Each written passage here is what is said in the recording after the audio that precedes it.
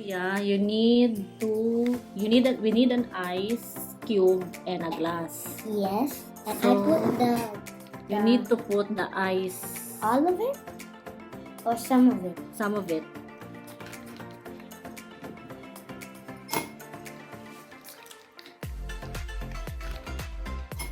And then you have to leave it for a few minutes.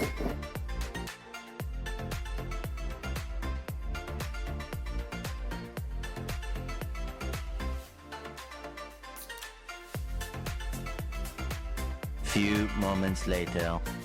So try to check daw. There's a change.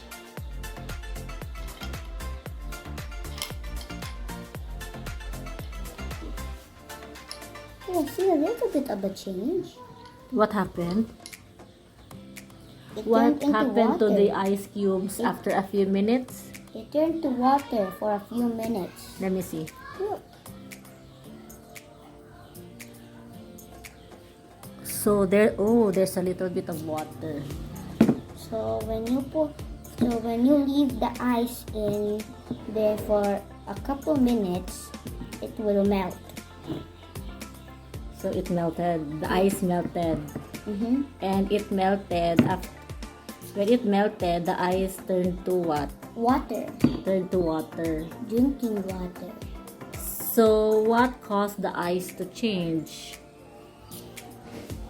When you put it out of a cool place and then put it in a hot place, but not that super hot. Not super hot. Okay, Kuya. So what you need an ice tray. Okay. An ice tray and water and also the freezer. So what you need to do, you need to put water in the ice tray. Fill all of it. Okay, kuha mo itong ice ganyan.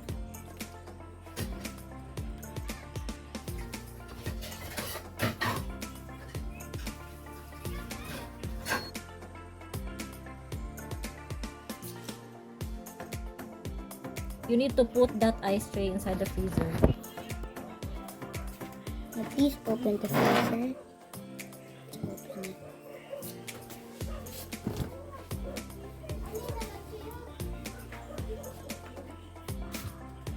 Careful.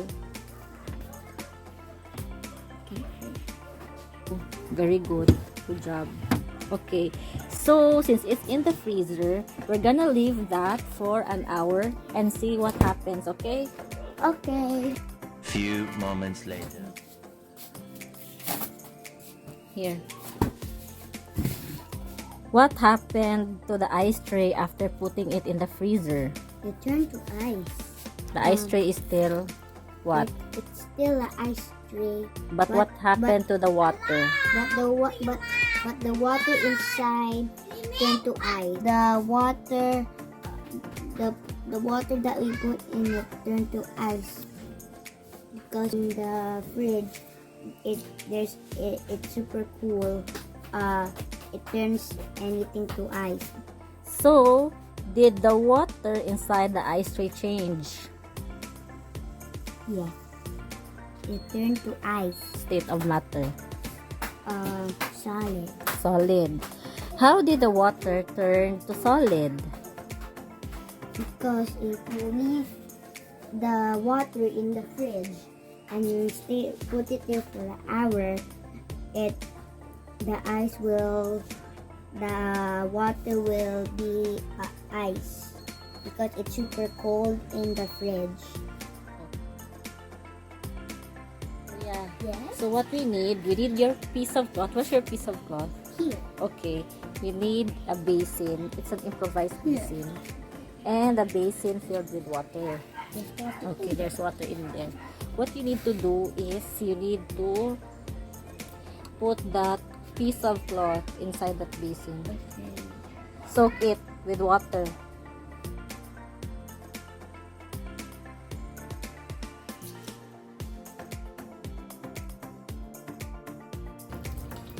And we're gonna let that dry under the heat of the sun. But it's okay if it's not really under the heat of the sun because our roof naman is hot. You hang it there. Careful.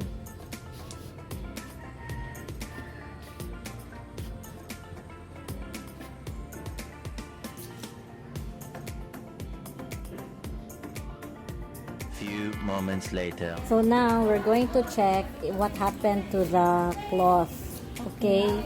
So after we soak it with water and we hang it and we let the sun to dry the cloth. So what have you observed? Dito? No, it stopped. Okay. So what happened when you let the cloth dried up under the heat of the sun? The sun absorbs the water that we soaked and hang up So unsa naman siya ang cloth karon? Wet or dry? dry. Okay.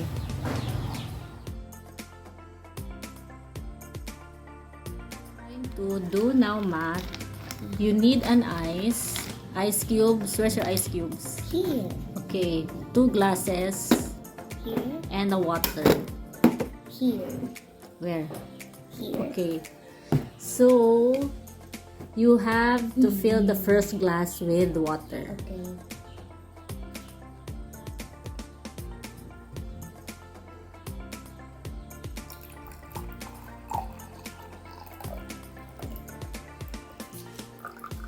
And then you need to fill the Everything. second glass With ice. with water and ice.